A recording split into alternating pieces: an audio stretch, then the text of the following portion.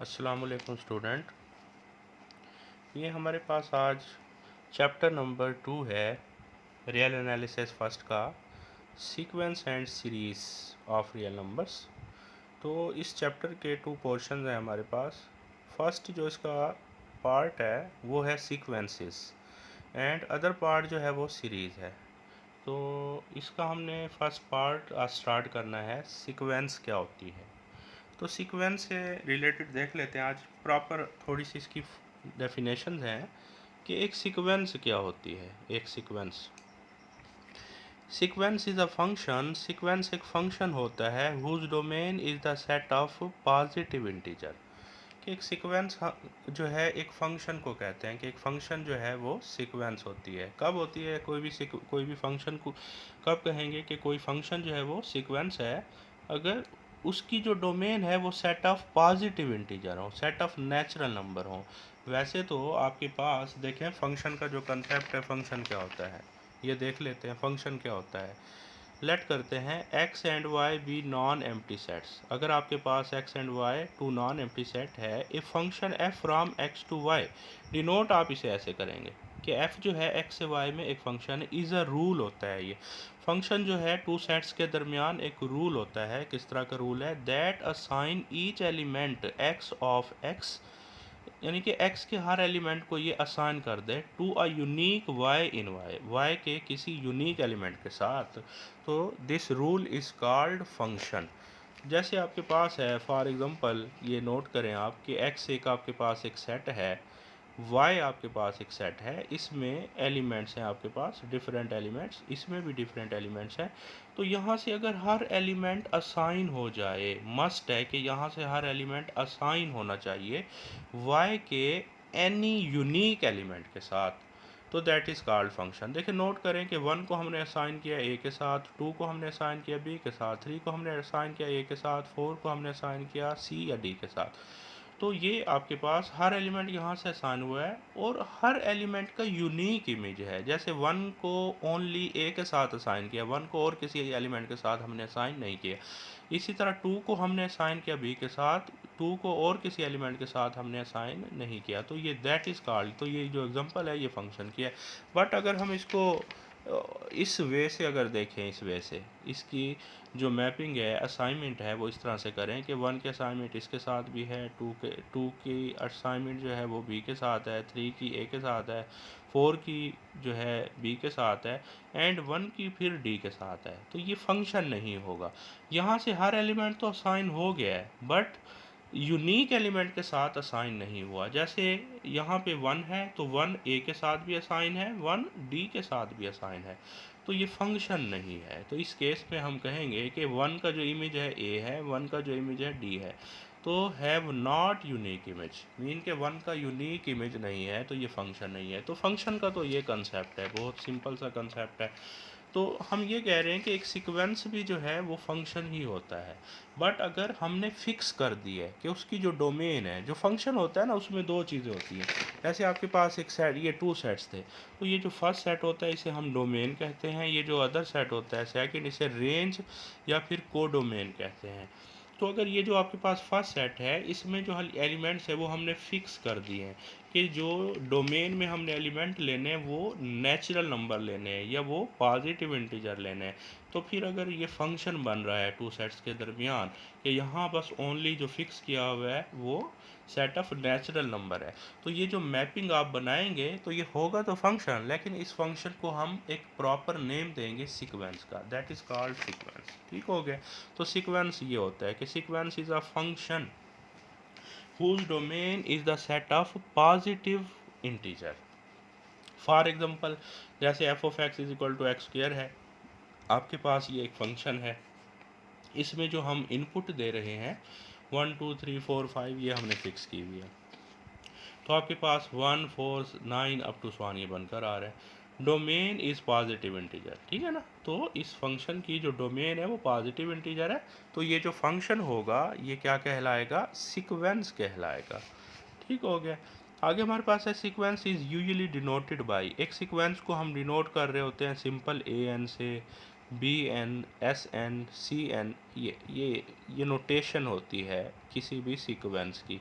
जैसे for example AN हमारे पास एक सीक्वेंस है और इसकी जर्नल टर्म है n/n+1, तो 1 से इन्फिनिटी, तो ये आपके पास एक इनफिनाइट सीक्वेंस है। कोई सीक्वेंस फिनाइट भी हो सकती है और इनफिनाइट भी।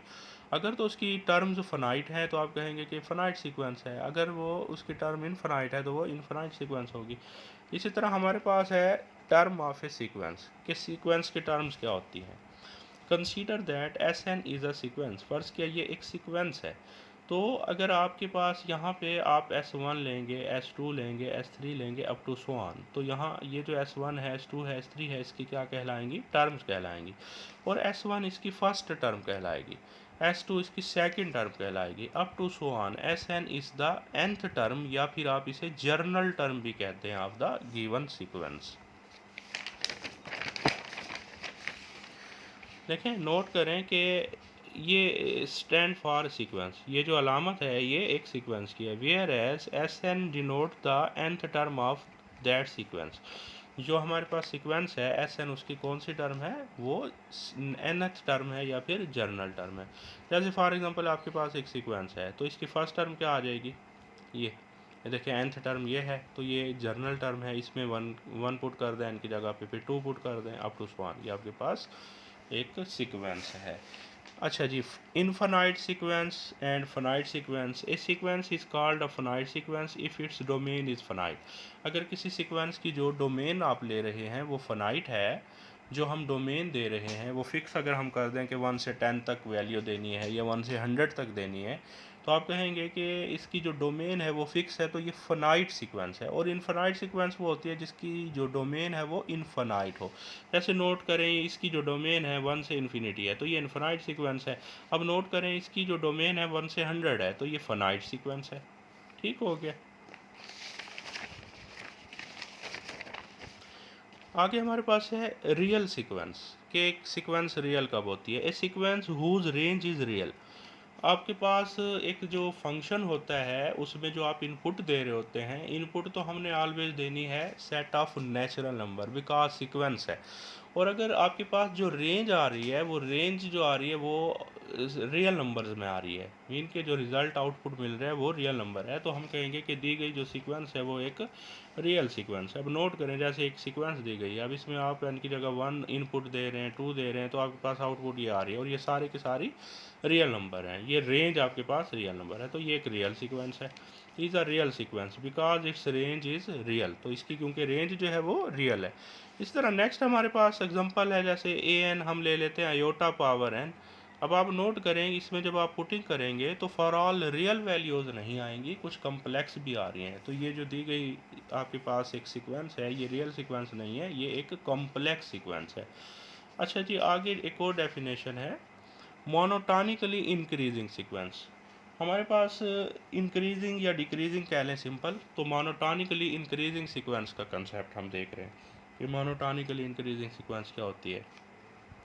ए sequence an is said to be monotonically increasing. एक सीक्वेंस को हम कहेंगे कि वो मोनोटॉनिकली इंक्रीज कर रही है for all an+1 greater than equal to an, for all mean के आपके पास जो टर्में हैं सीक्वेंस की, नेक्स्ट टर्म जो बैक वाली टर्म है उससे ग्रेटर हो। ये जो ये नेक्स्ट टर्म है ना, ये बैक टर्म है। फॉर एग्जांपल इसमें अगर आप पुट कर दें n की जगह पे 1, क्योंकि n जो है वो सेट ऑफ नेचुरल नंबर है, तो n की जगह पे 1 पुट करते हैं, तो ये आपके पास a2 आएगी और ये आपके पास a1 आएगी। तो a1 फर्स्ट टर्म है, a2 सेकंड टर्म है, तो अगर आपके पास सेकंड टर्म ग्रेटर देन हो फर्स्ट टर्म से, थर्ड टर्म ग्रेटर देन हो सेकंड टर्म से, इसी तरह अप टू सो ऑन, तो आप कहेंगे कि दी गई जो सीक्वेंस है वो मोनोटॉनिकली इंक्रीजिंग सीक्वेंस है। जैसे ये आपके पास एक सीक्वेंस है, अब इसमें आप अगर इनपुट करेंगे, पुट 1 पुट करें, 2 पुट करें, जो वैल्यूज़ आएंगी, देखिए S1 जो आपके पास आ रहा है वो 0 आ रहा है, इसी तरह S2 जो आपके पास आ रहा है वो 0.5 आ रहा है, मीन के इसी तरह S3 जो आपके पास आएगा वो S2 से ग्रेटर होगा, मीन के जो आपके पास जो नेक्स्ट टर्म्स आ रही हैं ग्रेटर से ग्रेटर होती जा रही है, वो बैक से ग्रेटर होती जा रही है, बैक से ग्रेटर होती जा रही है, तो ऐसी सीक्वेंस को हम कहते हैं कि ये मोनोटॉनिकली इंक्रीजिंग सीक्वेंस है। अच्छा जी, मोनोटोनिकली डिक्रीजिंग सीक्वेंस कौन सी होती है? मोनोटोनिकली डिक्रीजिंग सेम वे से a sequence a n is said to be monotonically decreasing sequence. एक सीक्वेंस को हम कहेंगे कि वो मोनोटोनिकली डिक्रीजिंग है। कब कहेंगे? If a n plus one less than equal to a n for all n. अब नोट करें यहाँ पे, अगर आप वन रिप्लेस करते हैं तो one plus one a two हो जाएगा, ये one. A two less than equal हो ए वन से, a three less than equal हो ए टू से। मीन के जो नेक्स्ट टर्म आ रही है वो प्रीवियस टर्म से लेस होनी चाहिए। तो ऐसी सीक्वेंस को हम कहते हैं कि वो monotonically decreasing. Just let suppose ये आपके पास एक सीक्वेंस है। अब नोट करें, फर्स्ट टर्म ये आ जाएगी, सेकंड टर्म ये आ जाएगी, थर्ड ये आ जाएगी। नोट करें कि जो आपके पास नेक्स्ट टर्म आ रही है वो लेस देन होती जा रही है, प्रीवियस टर्म से लेस देन होती जा रही है। तो ऐसी सीक्वेंस को हम कहते हैं कि ये मोनोटोनिकली डिक्रीजिंग सीक्वेंस है। अब एक और हमारे पास है मोनोटॉनिक कह लें या मोनोटोन सीक्वेंस कह लें। कि मोनोटोन सीक्वेंस कौन सी होती है? कोई भी आपके पास सीक्वेंस है, a sequence which is either monotonically increasing और डिक्रीजिंग। या तो कोई भी आपके पास एक सीक्वेंस है जो मोनोटोनिकली इंक्रीज कर रही हो या मोनोटोनिकली डिक्रीज कर रही हो, तो आप कहते हैं कि ये मोनोटोनिक सीक्वेंस है। और ये भी आप कह सकते हैं कि a sequence which is moving in one direction. अगर आपके पास एक सीक्वेंस है जो ओनली वन डायरेक्शन में मूव कर रही है, तो आप कहेंगे कि ये मोनोटोनिक सीक्वेंस है। लेट सपोज जैसे आपके पास टी एन एक सीक्वेंस है minus one power n. Minus one जब आप एन वन पुट करेंगे, माइनस वन टू पुट करेंगे, one one minus one minus one आपके पास आउटपुट आ रही है। तो is not a monotonic sequence. तो ये एक मोनोटोनिक सीक्वेंस नहीं है, because neither decreasing increasing not decreasing. ना तो ये इंक्रीज कर रही है ना ही डिक्रीज, बल्कि एक जगह पे ये स्टक हो गई है। या आप इसे कहेंगे ये अपने आप को रिवाइज कर रही है, ये ऑक्सीलेट कर रही है। तो ये ऑक्सीलेटरी सीक्वेंस है। इसी तरह हमारे पास डेफिनेशन है सब सीक्वेंस क्या होती है। It is a sequence whose term are contained in the given sequence. अगर आपके पास एक सीक्वेंस है, टू सीक्वेंसेस हैं और एक सीक्वेंस की सारी टर्म में कंटेन्ड कर रही हैं किसी अदर सीक्वेंस में, तो आप कहेंगे कि ये जो सीक्वेंस है जिसमें उसकी टर्म में कंटेन्ड कर रही है ये उसकी सब सीक्वेंस है। फॉर एग्जांपल आपके पास एक सीक्वेंस है ये, और एक और सीक्वेंस है। अब नोट करें इसकी तमाम टर्में इसमें कंटेंट कर रही हैं, तो ये जो सीक्वेंस है ये दी गई सीक्वेंस की क्या कहलाएगी? सब सीक्वेंस कहलाएगी। आगे है बाउंडेड सीक्वेंस कौन सी होती है। कि बाउंडेड सीक्वेंस कौन सी होती है? ये सीक्वेंस आपके पास ये एंगल ब्रैकेट से भी एक सीक्वेंस को आप डिनोट कर सकते हैं। ये sequence is said to be a bounded sequence. आप कहेंगे कि एक बाउंडेड सीक्वेंस है if it is bounded above as well as bounded below. अगर तो एक हमारे पास सीक्वेंस है वो बाउंडेड अबव भी है, बाउंडेड बिलो भी है। तो बाउंडेड अबव सीक्वेंस वो होती है जिसके सुप्रीमम का हमें आइडिया होता है कि इसकी सुप्रीमम क्या है, और बाउंडेड बिलो वो सीक्वेंस होती है जिसकी हमें इन्फीमम का आइडिया होता है। तो अगर एक सीक्वेंस है वो बाउंडेड अबव भी है और बाउंडेड बिलो भी है, तो that is called bounded sequence. आप कहेंगे कि ये बाउंडेड सीक्वेंस है। In other words A sequence who supremum and infimum exist is called bounded sequence. आप ये भी कह सकते हैं कि अगर एक सीक्वेंस है उसकी supremum and infimum, maximum and minimum value exist कर रही है, तो वो एक बाउंडेड सीक्वेंस है। फॉर एग्जांपल हमारे पास एग्जांपल है, अब माइनस वन एन ये आपके पास एक सीक्वेंस है। नोट करें अब इसमें ये बाउंडेड सीक्वेंस है बिकॉज बाउंडेड बिलो भी है as well as bounded above भी है। ठीक है, इसकी सुप्रीमम का भी हमें आइडिया है, इसकी इन्फीमम का भी आइडिया है। अच्छा जी, नेक्स्ट एग्जांपल ये देख लें, ये देखें, ये भी एक बाउंडेड सीक्वेंस है बिकॉज आप देखें कि इसकी जो लीस्ट वैल्यू है, जो इसकी इन्फीमम है, वो ज़ीरो है। आप जितनी भी इसमें वैल्यू ग्रेटेस्ट वैल्यू इनकी जगह रिप्लेस कर लें, जो मिनिमम आंसर आएगा वो ज़ीरो आएगा, कभी भी ज़ीरो से लेस इसका आंसर नहीं आएगा। तो इसकी इन्फीमम ज़ीरो है, तो इसकी सुप्रीमम वन है। तो इन्फीमम का भी पता है, सुप्रीमम का भी पता है, तो ये एक बाउंडेड सीक्वेंस है। इसी तरह हम नोट करें ये भी बाउंडेड सीक्वेंस है बिकॉज कांस्टेंट है, बस ये रिवाइज हो रहा है 4 4 4, तो ये आपके पास बाउंडेड सीक्वेंस है। ऐसे एक और सीक्वेंस दी गई है 1 plus minus one power n, तो ये एक बाउंडेड सीक्वेंस है। इसमें भी आंसर जो है आपके पास क्या आएगा? अब आप इसमें जब इसका आंसर या तो आपके पास 2 आंसर आएगा या फिर इसका आंसर 0 आएगा, तो ये एक बाउंडेड सीक्वेंस है। इसी तरह सेम वे से नोट करें, ये बाउंडेड नहीं है बिकॉज ये बाउंडेड बिलो तो है, बाउंडेड अबव नहीं है। इन्फिमम का तो पता है, सुप्रीमम का आइडिया नहीं है, तो नॉट अ बाउंडेड सीक्वेंस।